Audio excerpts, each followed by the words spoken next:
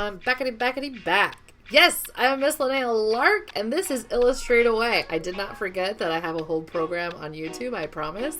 And this week is Jurassic World week, brought to you by my nephew Pooh Weston. Let's go over our rules and our purpose really quick. Here at IllustrateAway, we're all about practicing drawing every day, and a different type of drawing every day. On Mondays, we do flora and fauna.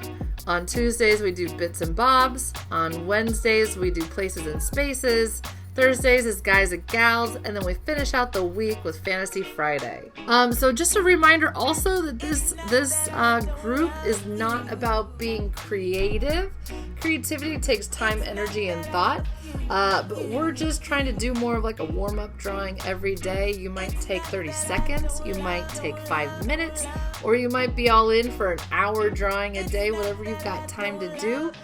Depending on your schedule, and just make sure you're trying different images, trying different styles, get references of illustrators, combine their illustration style with photographs, get versatile, mix it up, and just try things. All right, let's hit these rules. Rule number 1 is to draw with your eyes and not with your brain. If you're thinking while you're drawing, it's already bad. That's all I've got to say to you. Your drawing's bad. If you're thinking, it's over. Just shut your brain off, use your eyes, you'll be good to go. Number 2, draw shape before detail. The detail's the fun bit, and that's why people always start with it. But what happens is you end up doing all the detail and it all comes together and you realize the left side is drooping or melting. So make sure you get that proportionate shape before you get going on all the fun detail. Number 3, erase to fix, not to restart.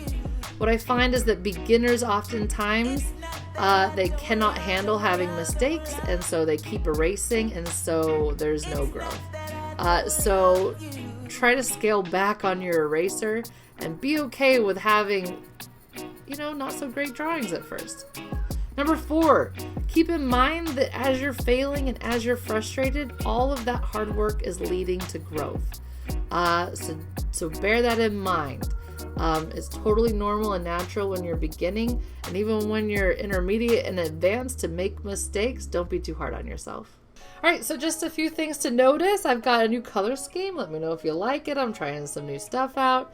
I also want to say that I have changed the format a little bit, and I've tried to include the references that I'm working from.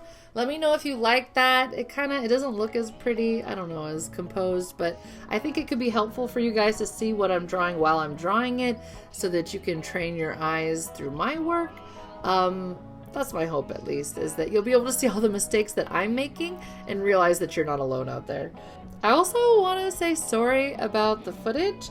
It's a little not in focus, so my bad. I'll do better next time, I promise. And I also, just heads up, I lost the guys and gals footage. I don't know. I was using the wrong SD card reader. It was not programmed for a Mac, and I popped it out without ejecting it. My bad. I don't have that footage. So I show a picture at the end. You can just imagine that you saw the time lapse. I also want to say happy stinking summer. Oh my goodness. It's getting real. I'm not quite ready for summer break yet. I still have to go back into the school. I have to print off my grades and give it to the registrar. And I also have to do the finishing touches in my classroom for summer cleaning. But then I'm done and I'm out of here, and I'll be seeing my nephew and my niece, and we'll be swimming in the ocean before I know it. So I am pumped and ready to go. I also, wow, it's been so long since I've done one of these, and you guys have been so patient, and some people have reached out, and I'm sorry that it's taken me so long. So I just want to talk to you a little bit about what I've been doing this year while I've been not doing IllustrateAway.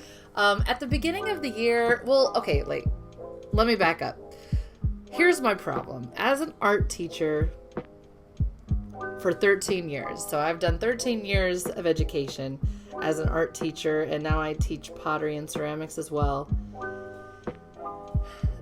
Creativity takes courage, it takes bravery, and you have to work your way through a lot of anxiety and doubt and fear. It's a part of it. No one's going out there and changing the world in art, in technology, in anything if they're not putting in courage.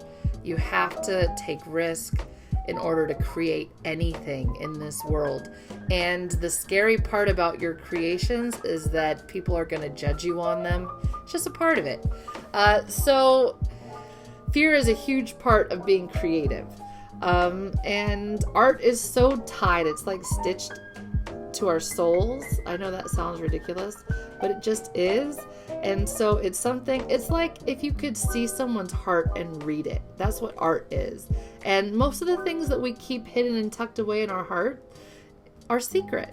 And to bear that out where anyone can look at it and judge it, it's just difficult. It's difficult for grown adults, let alone children. You know what I'm saying? And so my big goal this year was to demystify creativity, because I see kids freeze, like I'll set an assignment in class and I'll tell them, this is what we're going to learn. This is what we're going to do. You're going to use these techniques and everybody will perform. But then at the end of the year, when I ask them to make independent work, when I make them, figure out what they're feeling and who they are and put that into their work, everyone flips out, freezes, crumples up, and dies. And I can't get any art out of them. And so this year I've been really trying to figure out why. Why is fear such a huge part of creative arts? And how to conquer that fear to make work. It's so interesting because this year, not only was that kind of my goal as a teacher, but then our professional development turned into creativity for the school all year long. And so it was really interesting to hear how other teachers, like math teachers and science teachers and English teachers, thought about creativity and the stuff that they put into it. And it was fascinating because my colleagues are amazing and they have made me into a better teacher. And the community that we have at our school is just so full of love and a love for learning. And so it's like a magical place to work and a magical place to go to school. But I was in one of the first staff meetings of the year and we were talking about creativity, what it was and why it's important. And basically it all kind of got down to the point of how can we teach it and how do we grade it? And I'm an art teacher, so creativity is kind of like the core of my class. And I was fascinated because all these amazing teachers that I work with were kind of all agreed on the fact that they can't really require creativity. And I know why that is.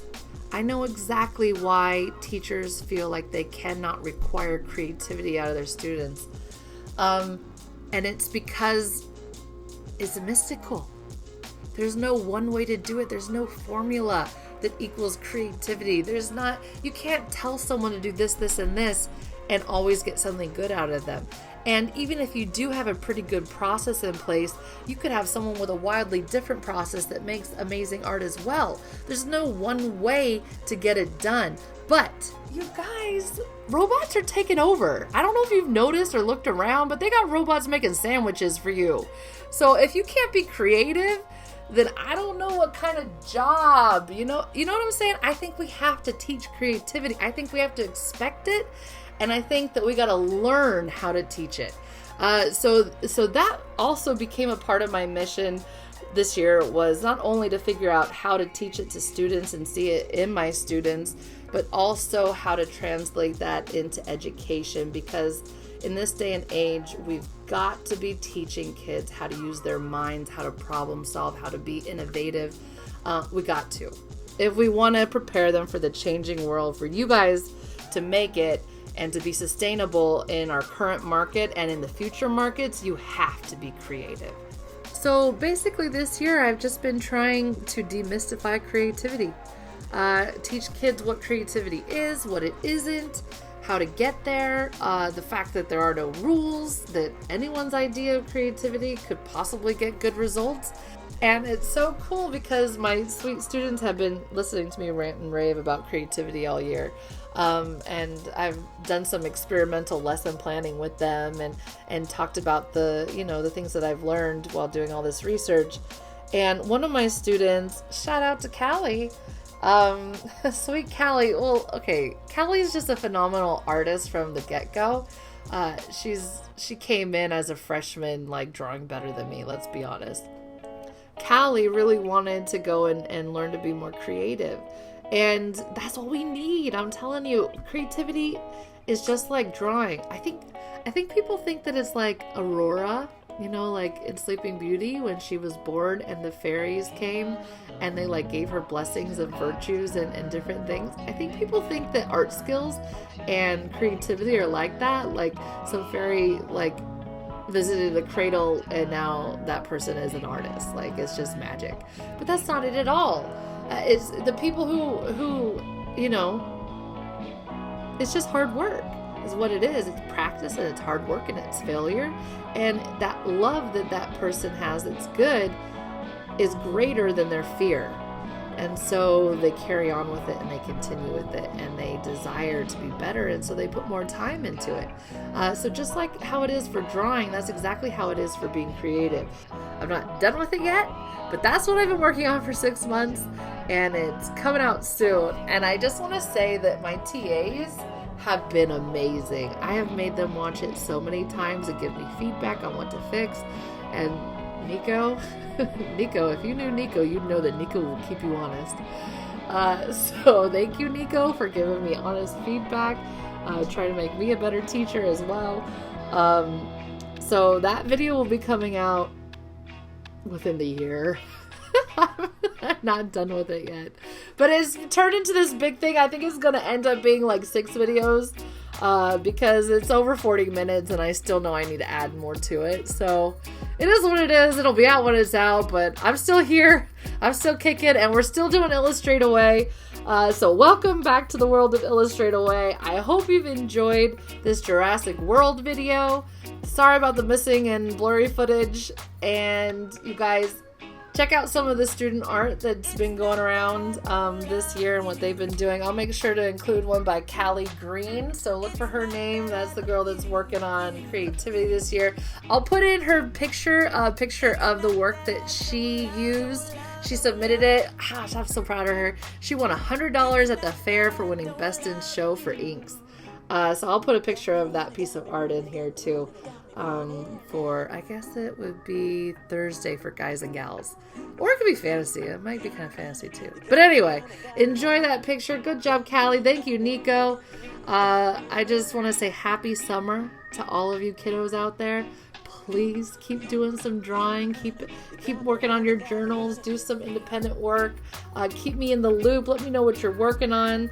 And have fun. My goodness, if you're going on vacation, take great pictures, live it up. If you're not going on vacation, take a walk and find a little adventure. Be safe while you're doing it. I love you guys. Happy summer and happy day.